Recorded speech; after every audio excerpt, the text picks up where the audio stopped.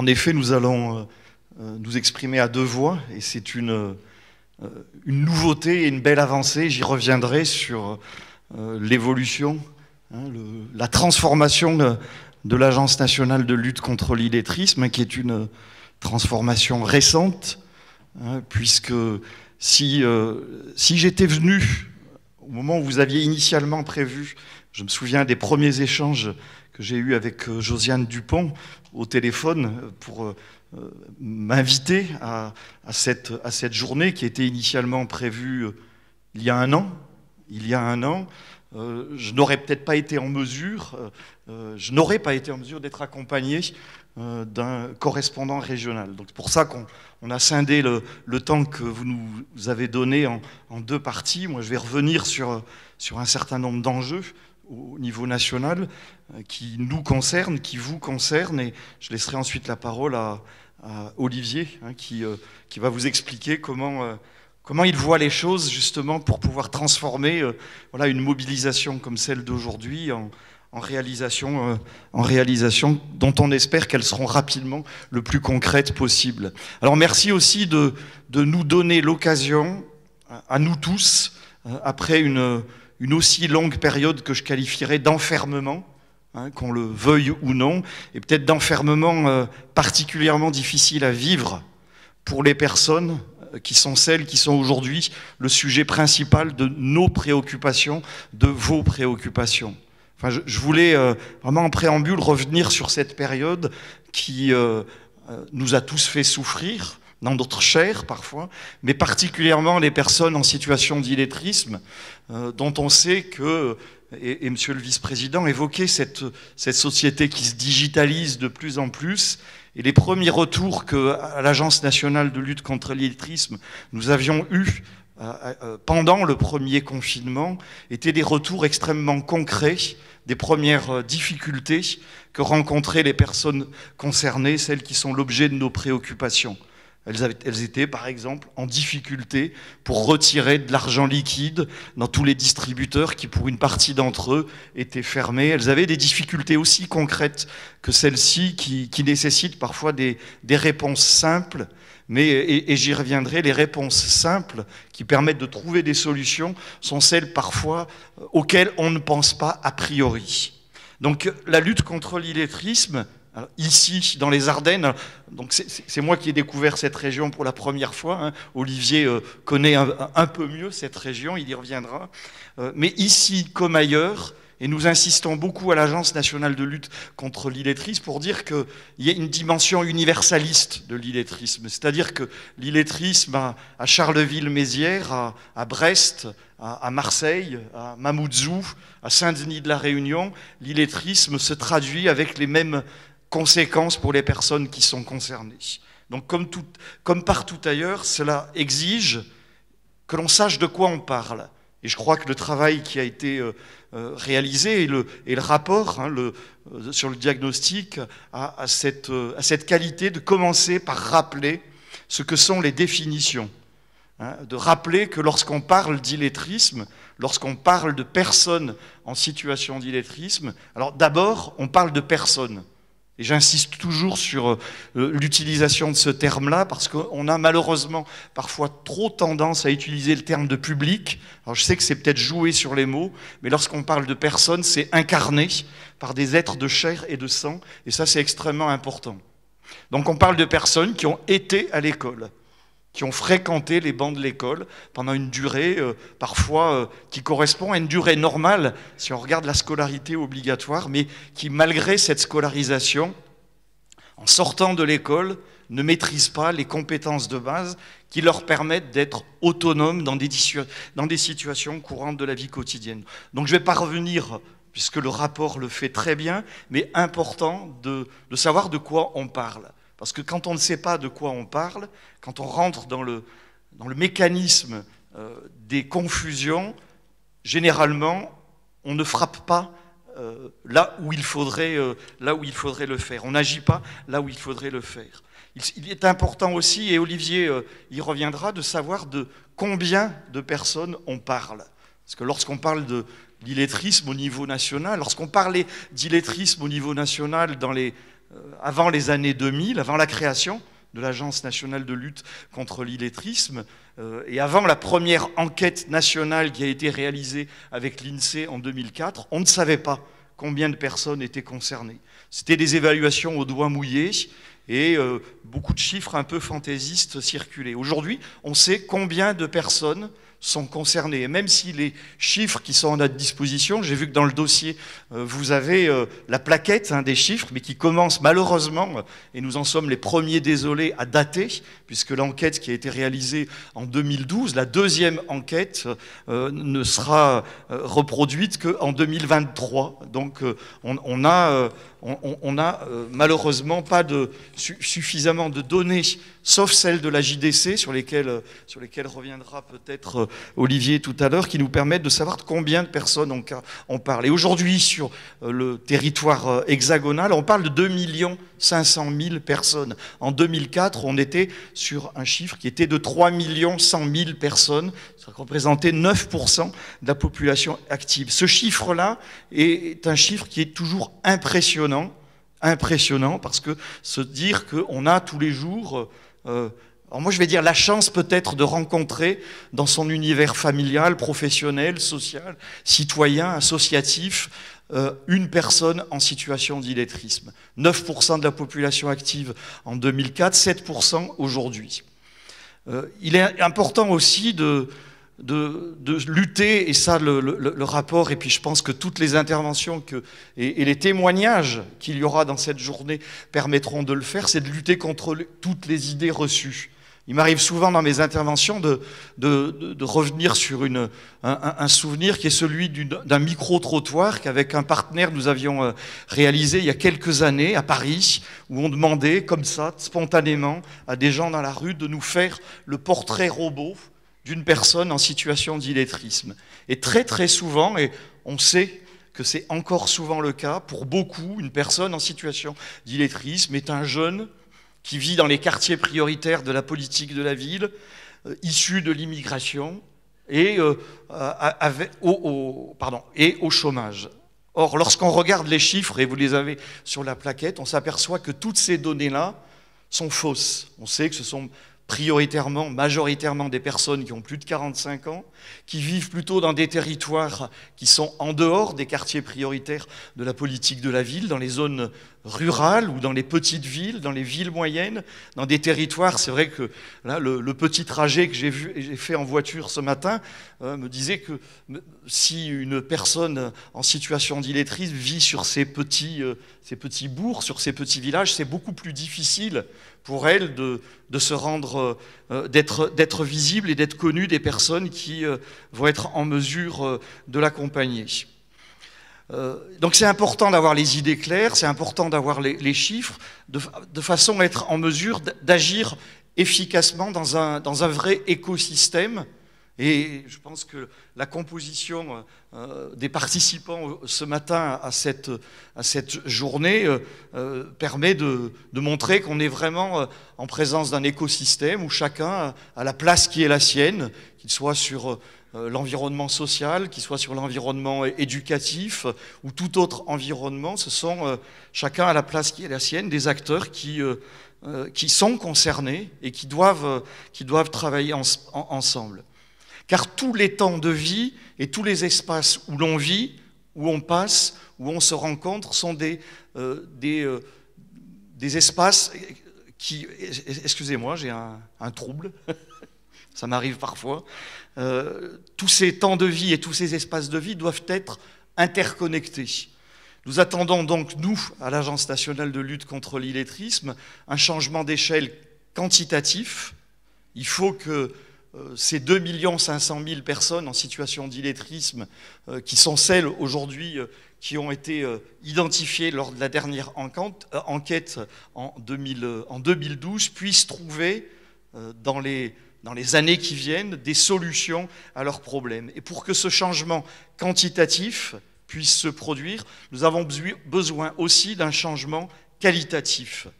Et l'un des enjeux est que chacun puisse, à la place qui est la sienne, prendre sa place et devenir un élément constitutif d'un système qui est parfois très complexe. Donc il faut que les acteurs, et c'est le but d'une journée comme celle-ci, se connaissent, se rencontrent, c'est l'objectif d'une journée comme celle-ci, se reconnaissent, mais se reconnaissent au sens fort du terme. Quand on dit se reconnaître, c'est-à-dire que chacun a la place qui est la sienne et de l'estime pour la place qui est celle de l'autre.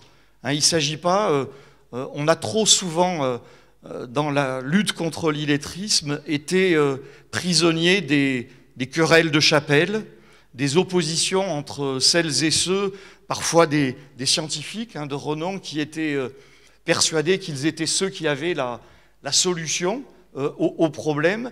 Et il est important, pour pouvoir lutter efficacement contre l'illettrisme, que chacun puisse inscrire son action en complémentarité avec celle de l'autre. Si un seul acteur ou une seule famille d'acteurs possédait à lui seul la solution, nous ne serions pas là.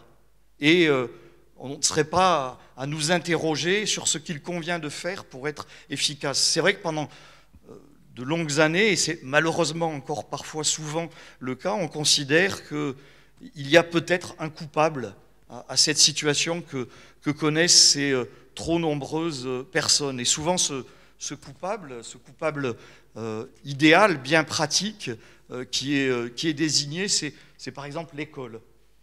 Si l'école avait fait son travail, si les méthodes de lecture avaient été bonnes, mais quand on désigne un coupable et quand on le met sur les bancs des accusés, on ne résout pas le problème qui est celui que rencontrent les personnes. Le coupable, souvent d'ailleurs, va se crisper, va considérer qu'il est accusé, et au lieu de s'ouvrir sur l'extérieur pour lui permettre, lui aussi, d'essayer de construire des solutions collectives pour apporter des réponses, il va se renfermer. Et c'est très souvent, et malheureusement c'est parfois, ce qui peut se produire quand on se contente de non pas partager ce problème-là, mais de considérer qu'il suffit de désigner ce coupable pour trouver la solution. Et aujourd'hui, pour ça que tu le rappelais, Jean-Rémy, lorsque l'Agence nationale de lutte contre l'illettrisme a été créée en 2000,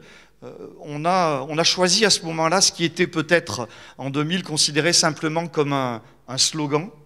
Hein, il faut se réunir pour agir. C'est vrai que ça paraît même être parfois une phrase un peu creuse, hein, qu'on entend très souvent sur les estrades et qui n'est pas suivie des faits. Mais aujourd'hui, on peut dire que c'est devenu une véritable méthode de travail. Et encore une fois, la composition des personnes qui assistent aujourd'hui à cette conférence en est une illustration. Il s'agit de réunir tous ceux qui, directement, indirectement, parfois de très loin, se sentent concernés par ce problème. Alors bien sûr, on sait tous, vous savez tous, puisque vous êtes en première ligne, que ces personnes dont on parle là, dont je parle depuis quelques minutes, en situation d'illettrisme, sont des personnes qui sont invisibles, qui se rendent invisibles, qui n'osent pas affronter ce problème-là, qui n'osent pas dire quel est leur problème, et elles se cachent, elles sont parfois celles qu'on rencontre tous les jours dans son milieu professionnel sans avoir pris conscience qu'elles étaient en difficulté lorsqu'il s'agissait tout simplement de remplir un document, d'aller derrière le guichet automatisé aujourd'hui d'une petite gare TER pour prendre son billet de train. Donc ces personnes-là ne se reconnaissent pas forcément facilement à la première rencontre qu'on a avec elles, parce qu'elles peuvent, et je crois qu'il y aura des témoignages aujourd'hui qui vont l'illustrer, ce sont des personnes qui s'expriment comme je suis en train de le faire, parfois avec des mots qui sont des mots très justes, mais qui ont ces difficultés avec des compétences de base, lire, écrire, compter, les compétences numériques. Donc ce n'est pas au premier regard, hein, ce n'est pas à la première rencontre qu'on peut prendre conscience que ces personnes sont dans cette situation-là. Alors il y a un premier cercle d'acteurs, hein, et je crois qu'aujourd'hui, ce premier cercle est particulièrement représenté, qui sont les prescripteurs, les travailleurs sociaux, le monde de la formation, les enseignants, qui sont ceux qui sont vraiment en première ligne pour affronter ce problème. Et c'est ici que je souhaite que nous souhaitons continuellement insister sur le rôle complémentaire que jouent et que peuvent jouer celles et ceux que nous appelons, que j'appelle régulièrement, les acteurs en coulisses. Alors en coulisses, pourquoi? Parce qu'ils ne sont pas en première ligne, parce que ce ne sont pas ceux auxquels on pense a priori, lorsqu'il s'agit de dire qu'il faut mettre en place des actions pour lutter contre l'illettrisme, parce qu'ils ne sont pas des spécialistes, ni de l'accompagnement social, ni de l'information, ni de l'orientation, ni de l'éducation, parce que ce sont des personnes qui sont, par exemple, dans le monde du sport, le monde de la culture. Alors ici, bien évidemment, les bibliothèques, la lecture publique joue un rôle essentiel, et j'en profite pour rappeler que cette année, nous sommes sur une année particulière, puisque le président de la République, au mois de juin, a annoncé que la grande cause nationale était la lecture vecteur d'inclusion sociale. Mais parmi les acteurs culturels, qui ne sont pas forcément ceux qu'on considère comme étant en première ligne, il y a toutes celles et tous ceux qui proposent des activités, des actions, je dirais, de droit commun, qui sont des activités qui peuvent parfois être fréquentées par ces personnes qui sont justement en situation d'illettrisme. Mais ces acteurs en coulisses sont des acteurs essentiels. Ils sont à la périphérie, mais ils jouent un rôle clé, parce qu'ils sont ceux qui parfois, plus facilement que les autres, parce que c'est vrai que quand on est, et je crois qu'il y en a un certain nombre ici dans cette salle, quand on est travailleur social, quand on est formateur, quand on est au service public de l'emploi, on a une posture professionnelle, on a un statut professionnel qui fait que quand on est une personne en situation d'illettrisme, avec toute la souffrance que l'on porte avec soi, c'est difficile, spontanément, dans un premier rendez-vous, dans une première rencontre, que d'oser dire que le problème que l'on rencontre est un problème qui est celui qui m'empêche, par exemple, de m'inscrire sur le site de Pôle emploi. Par contre, cette même personne, dont on dit parfois qu'elle est invisible, il y a même des appels à projets aujourd'hui qui sont pour mobiliser les invisibles. Un appel à projet qui est géré par certains services de l'État, qui s'appelle « Mobilisons les invisibles ».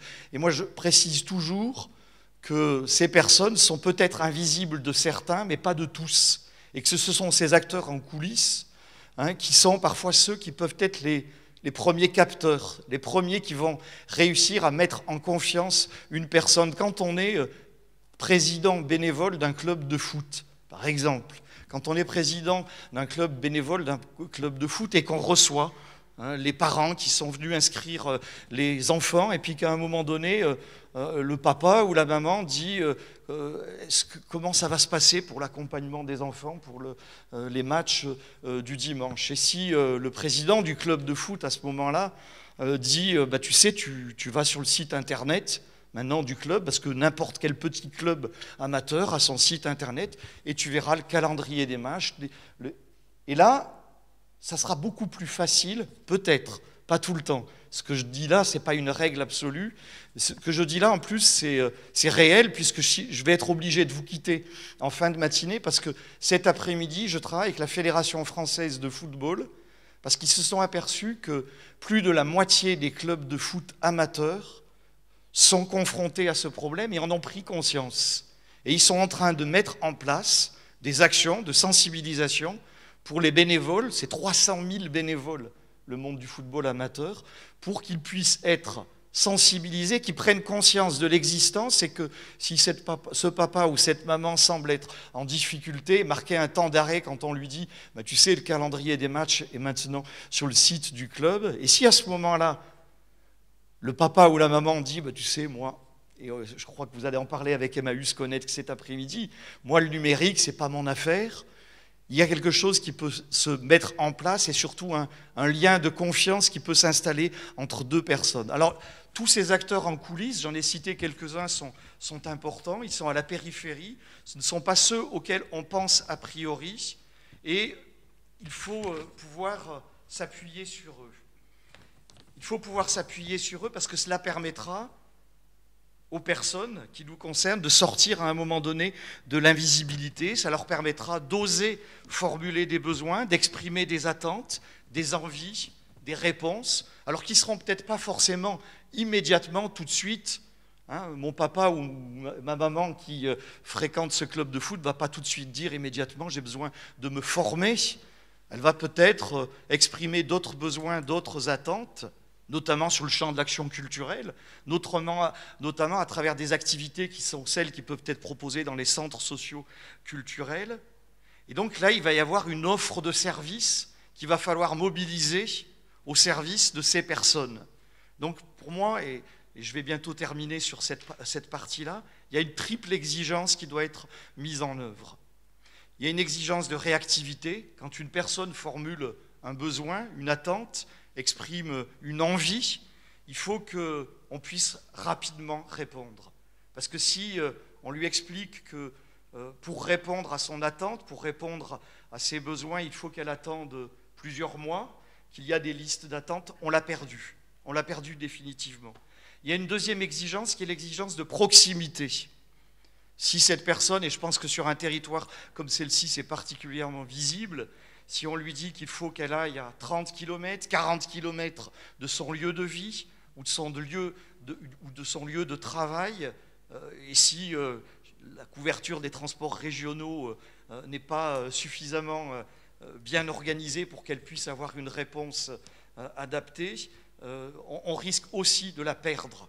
Et donc il faut avoir à l'esprit que les abandons en cours de formation ou le fait que des personnes n'entrent pas dans certaines activités sont parfois la conséquence de tous ces petits problèmes que j'appelle les problèmes périphériques, mais qui sont en fait non pas périphériques, mais essentiels. Et en fait, il y a une troisième exigence qui est l'exigence de qualité. C'est-à-dire que lorsque la personne va entrer dans ses actions, dans ses activités, quelles qu'elles soient, vous voyez que volontairement, je ne parle pas d'emblée d'action de formation formelle.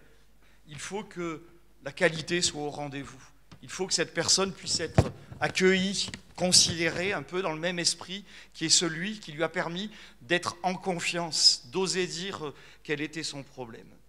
Donc aujourd'hui, l'agence s'est transformée. C'est ce que je disais en préambule, parce que pour accompagner ce double changement, qui est un changement quantitatif et qualitatif, faire plus, c'est-à-dire qu'il faut qu'on ait de plus en plus de personnes qui sortent de l'illettrisme, il faut faire mieux, et pour faire mieux, il faut qu'on puisse, à l'échelle de chaque territoire, organiser des collectifs comme celui d'aujourd'hui.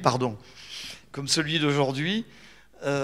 Nous avons, depuis maintenant 1 an, la chance, grâce à une mobilisation sans précédent de nos partenaires, de ceux qui constituent l'Assemblée générale du groupement d'intérêt public à NLCI, grâce à une contribution très importante du ministère du Travail, nous avons eu la possibilité, nous sommes en train de terminer le recrutement de 18 correspondants régionaux qui vont couvrir l'ensemble des régions, des 18 régions en métropole et en outre-mer. Ce qui veut dire qu'aujourd'hui, vous allez avoir des interlocuteurs, vous allez avoir un interlocuteur, Olivier Fleury, qui, alors je ne sais pas si c'est une image qui va lui convenir à Olivier, mais qui vont être en gros les chefs d'orchestre d'une partition où chacun, avec son propre instrument,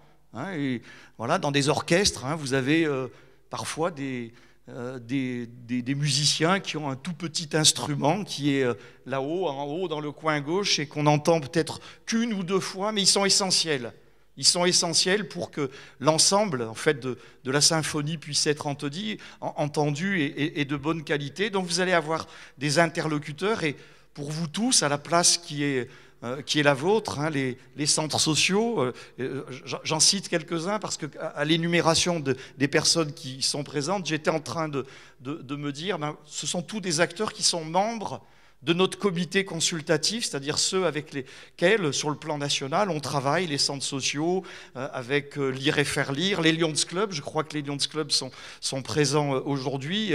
Et très récemment, nous avons signé une convention nationale avec les Lions Club pour pouvoir expérimenter une manière d'agir en direction des maisons France Service, où on a des Lions, hein, notamment ça a commencé sur Caen, qui vont agir pour accompagner hein, des personnes qui sont en difficulté avec les compétences numériques. Donc il y a de la place face à l'ampleur de ce phénomène, il y a de la place pour tout le monde, à condition que justement chacun puisse jouer de son propre instrument dans cet orchestre qui va être maintenant animé par Olivier. Merci beaucoup, Éric.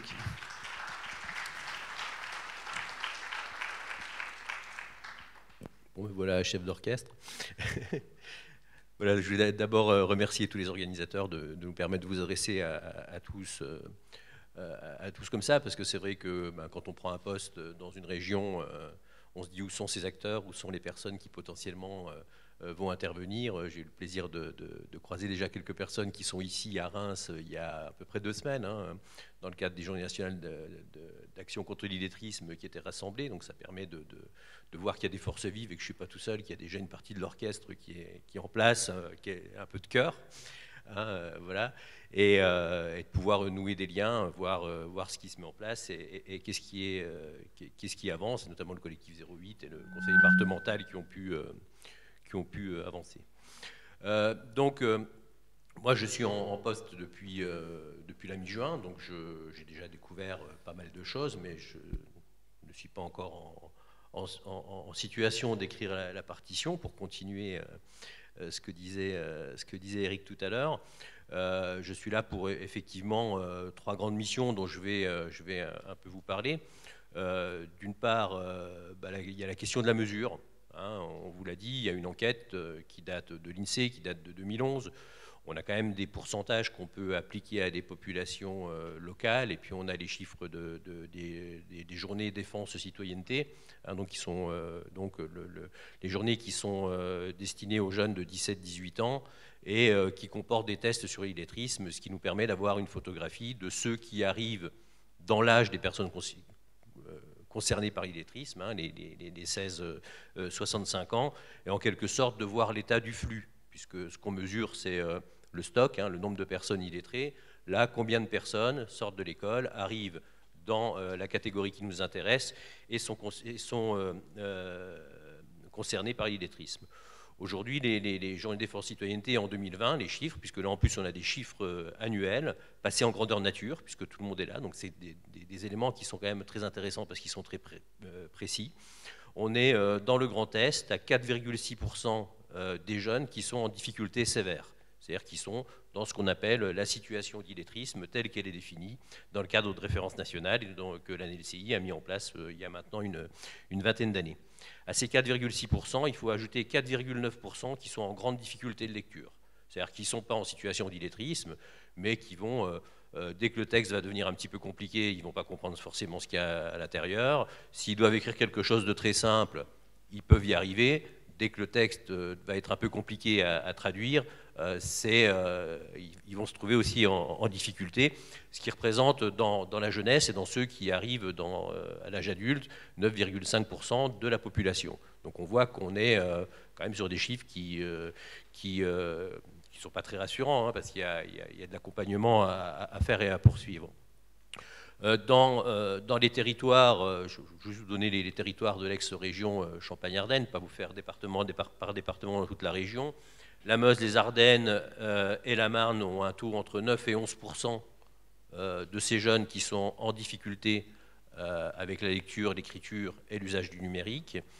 Et dans la Haute-Marne, c'est de 11 à 13%. Donc on est sur des territoires qui sont relativement pas mal concernés, hein, qui sont plutôt dans la moyenne haute des départements au niveau national.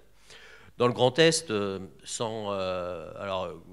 calculer avec un peu de marge, hein, j'ai quand même demandé aux responsables des études du SGAR si je pouvais en parler comme ça. J'ai appliqué les 7% de taux d'illettrisme national dans la population adulte, à la population adulte de la région Grand Est, parce que je pense que c'est très important de pouvoir avoir un ordre d'idée du nombre de personnes concernées. On peut estimer à 200 000 personnes dans le Grand Est le nombre de personnes en situation d'illettrisme. Hein. Là, je n'ai pas fait le calcul, mais si on fait comme ça à peu près de tête, 280 000 personnes habitant dans les Ardennes, hein, tu me disais hier, si on prend à peu près 2 tiers de population adulte, on peut être à peu près sûr qu'il y a entre 10 et 12 000 personnes en situation d'illettrisme dans le département des Ardennes. Je le dis parce que quand on dit que tout le monde doit agir, et que chaque personne qui est aidée, c'est une victoire, chaque personne qui s'en sort, moi je suis persuadé que c'est une victoire, ces petites victoires, ça ne peut pas être la solution. Et qu'il faut, effectivement, comme on le dit, passer par tous les secteurs, par tous les domaines, par tous les acteurs, qui à un moment donné peuvent toucher, peuvent avoir des compétences, peuvent apporter des financements, parce que moi j'y viendrai un peu plus, puisque c'est ça fait un peu partie de mon travail, puissent soutenir les acteurs de la lutte contre l'illettrisme et puissent soutenir le financement des actions de sortie de l'illettrisme. Voilà pour vous donner quelques chiffres et un peu l'ampleur de la tâche qui nous attend collectivement. J'espère qu'on pourra bien travailler ensemble là-dessus. Alors, pour vous donner un petit élément de cadre, mon poste est basé à la préfecture de région, au secrétariat général à l'aménagement régional et européen, le SGAR, qui est en réalité l'administration de la préfète de région, pour mener l'ensemble des politiques publiques dans tous les secteurs. Hein. Donc, on a été placé volontairement là-bas, puisque l'idée, c'est de pouvoir sensibiliser tous les porteurs des politiques publiques de l'État, et puis dans les relations partenariales des collectivités territoriales et d'autres structures, à la question de l'illettrisme, et faire en sorte que la mobilisation générale, elle le soit au niveau des acteurs, comme vous, dans chaque territoire, et dans chaque secteur, mais qu'elle le soit aussi en face, à vos côtés, j'espère, chez ceux qui mettent en place ces politiques publiques, de manière à ce que, quand vous avez une solution, quand vous pensez avoir quelque chose, en face, il y ait des interlocuteurs qui puissent vous soutenir d'un point de vue technique et d'un point de vue financier. Je vais vous donner quelques exemples. Hein. Actuellement, il y a la négociation du contrat de plan État-région.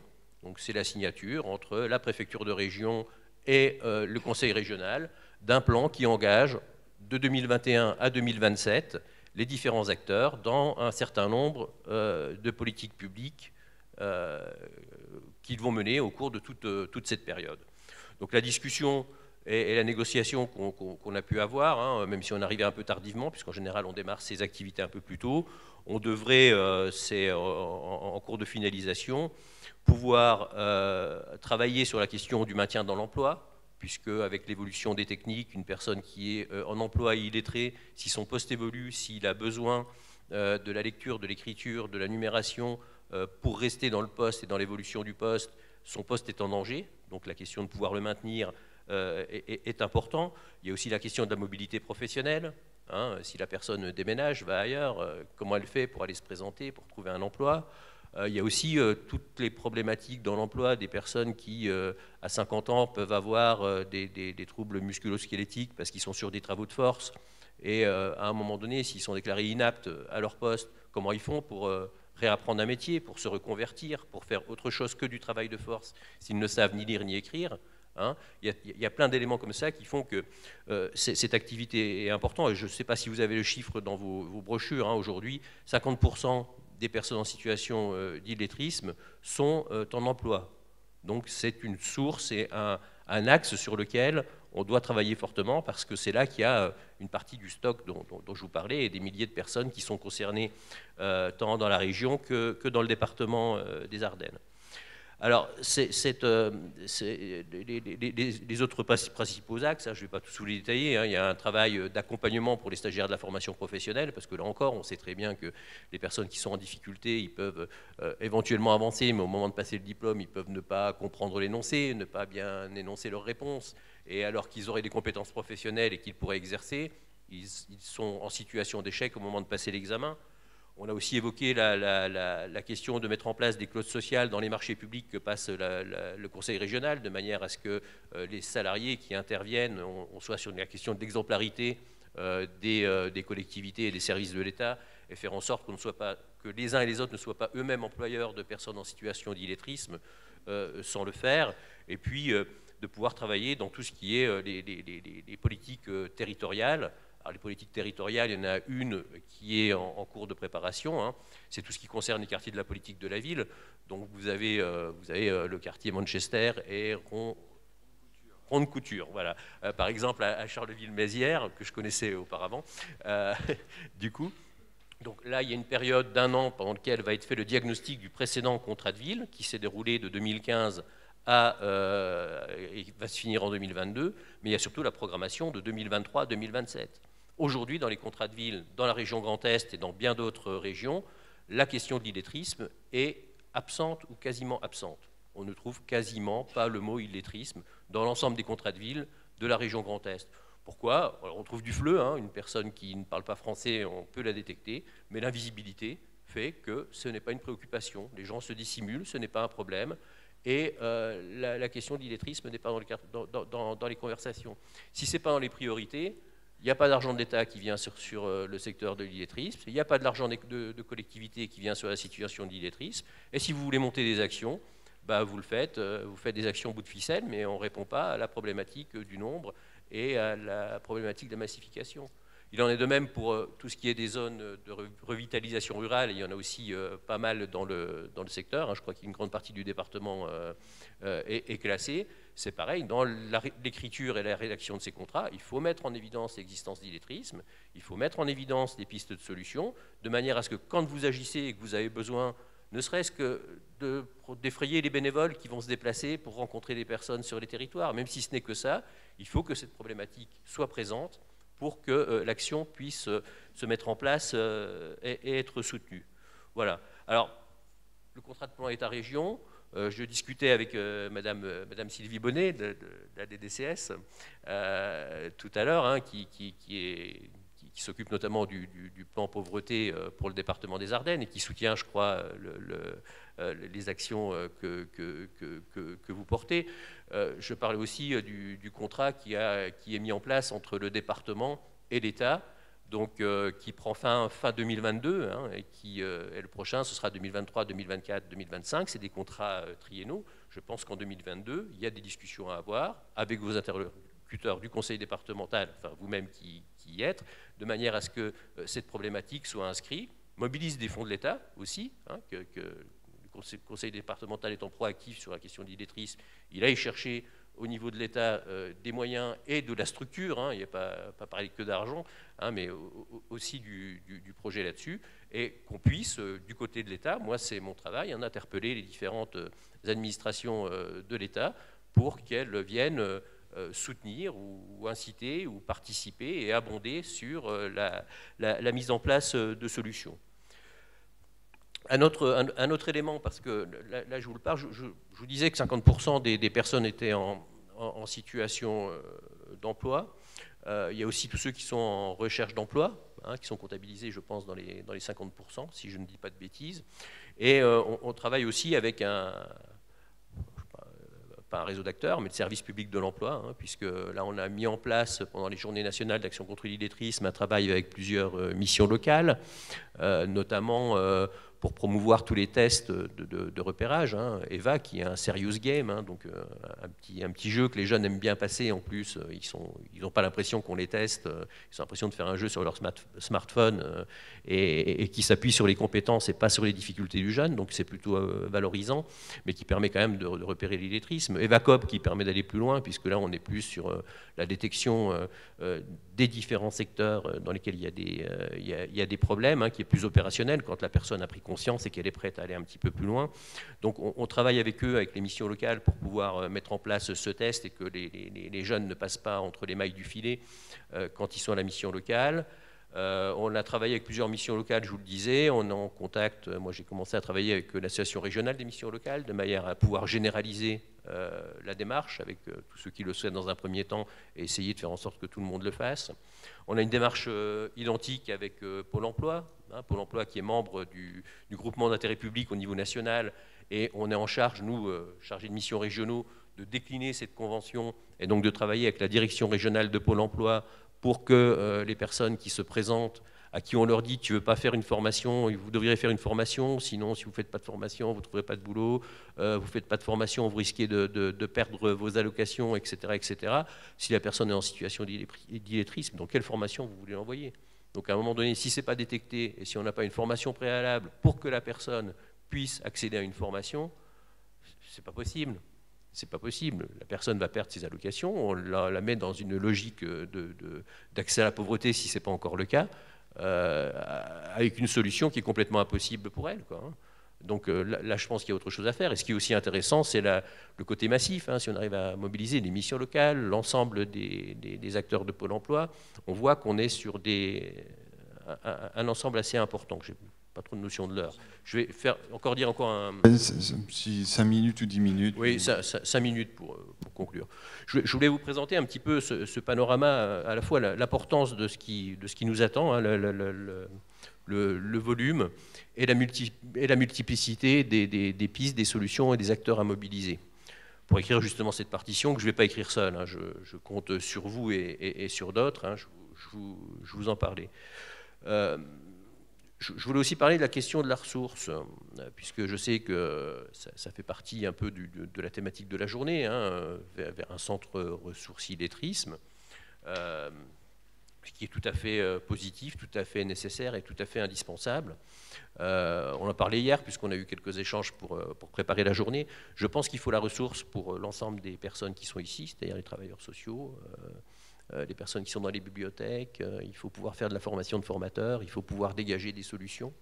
Je pense aussi que cette ressource, elle ne peut pas se multiplier par secteur. Donc je pense qu'il faut compléter le panorama des ressources nécessaires au territoire pour pouvoir accompagner le maximum de personnes. Je pense qu'on doit travailler avec les OPCO, donc les opérateurs de compétences, hein, qui eux aussi travaillent, hein, Uniformation. Il y a le CNFPT pour la fonction publique territoriale qui est mobilisé, on prend contact avec d'autres. Je pense qu'eux ont de la ressource, ils peuvent en partager avec vous. Vous pouvez leur apprendre un certain nombre de choses. On peut organiser des articulations. Je pense que Pôle emploi, les missions locales et tous les autres acteurs ont de la ressource et ont besoin de ressources, et qu'il faudrait avoir un panorama complet, parce qu'on ne va pas pouvoir mettre un centre de ressources destiné aux intervenants de territoire et après mettre en place un centre de ressources illettrisme à destination des OPCO, etc., etc. Donc je pense qu'il y a non seulement un intérêt, mais aussi une gestion des fonds publics de l'État et des collectivités qu'on doit rationaliser, hein. Alors, vous êtes constitué, vous avez une urgence et un défi, pour reprendre le titre. Je pense qu'il faut avancer, il faut que vous ayez cette ressource rapidement. On verra comment, nous, de notre côté, on peut vous aider en termes de soutien. Mais il faut avancer dans une solution ouverte qui permette d'ouvrir, d'élargir, de bénéficier d'éléments au niveau régional. Si, par exemple, vous avez besoin d'un site Internet pour partager des ressources en ligne, est-ce qu'on doit en avoir un par département ? Je ne sais pas, peut-être, mais je ne sais pas. Je pense qu'il faut y réfléchir. Je pense aussi qu'il faut s'intéresser à la ressource nationale, venant de l'agence, parce qu'on rassemble, on crée nos propres ressources et puis on rassemble les ressources des autres personnes, donc on peut aussi en diffuser. Mais je pense qu'il y a vraiment une réflexion à avoir entre qu'est-ce qui peut être amené au niveau national, qu'est-ce qui peut être amené au niveau régional, qu'est-ce qui peut être amené au niveau départemental, qu'est-ce qui est nécessaire en proximité, parce que la proximité, notamment en milieu rural, je pense que c'est vraiment essentiel. Donc je voulais vous dire ce petit mot-là, de manière à être à 360 degrés sur les besoins de tous les acteurs et pouvoir être vraiment dans la question de cette dynamique, et que cette fameuse partition, puisque je suis chef d'orchestre, il manque pas des cordes d'instruments. Voilà pour faire un petit tour. Moi, je suis là toute la journée, donc je suis à votre disposition pour discuter dans les moments formels. Et puis, je vous laisse, je répondrai aux questions si vous en avez, il n'y a aucun problème. Merci.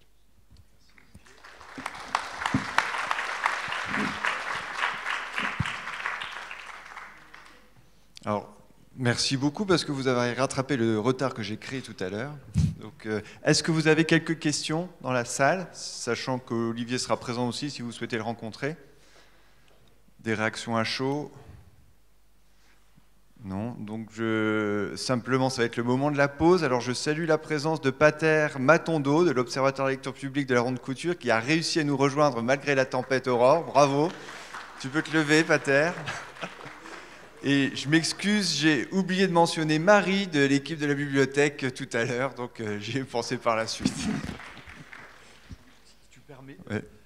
Je voulais simplement, parce que je l'ai totalement oublié, enfin, vous remercier le conseil départemental, la bibliothèque, Jean-Rémy, d'avoir aussi pris l'initiative d'inscrire cette journée, alors même si c'est un peu décalé par rapport à la semaine du 8 septembre que Olivier a évoqué, depuis maintenant 2013, qui avait été l'année grande cause illettriste, nous avions pris la décision avec tous nos partenaires, chaque année, de mettre un coup de projecteur sur ceux qui, au plus près du terrain, au plus près des personnes, mettent en place des actions. Ce sont les journées nationales d'action contre l'illettrisme. Cette année, c'est près de 700 manifestations qui ont été labellisées par la NLCI, qui se sont déroulées sur cette semaine-là.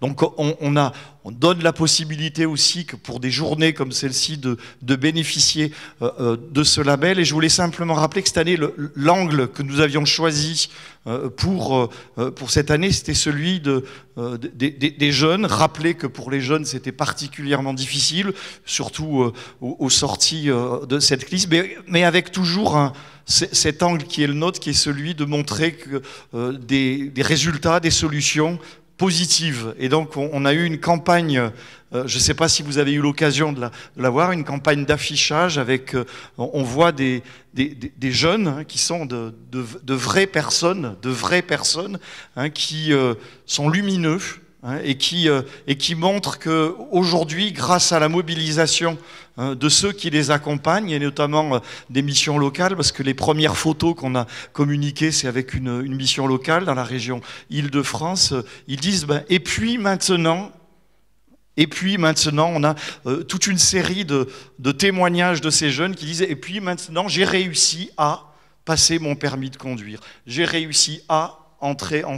Et on montre que ces petites victoires aussi, qui sont des petites victoires personnelles, sont extrêmement importantes. Donc je voulais vous remercier d'avoir pris l'initiative aussi, parce qu'il y a le logo Agir ensemble contre l'illettrisme, et on fait l'hypothèse que l'année prochaine, notamment grâce à la présence de nos correspondants régionaux, on n'aura pas 700 manifestations qui seront labellisées, mais on en aura au moins 3 fois plus, on en est persuadé, et j'espère que ici, sur ce département-là, on pourra avoir des petites manifestations, parce que c'est aussi très important qu'on puisse, sur ces journées-là, aller à la rencontre de ceux qui font, non pas ceux qui parlent de l'illettrisme, hein, et qui en parlent parfois très bien, mais de ceux qui agissent concrètement avec les personnes concernées. Donc merci encore une fois.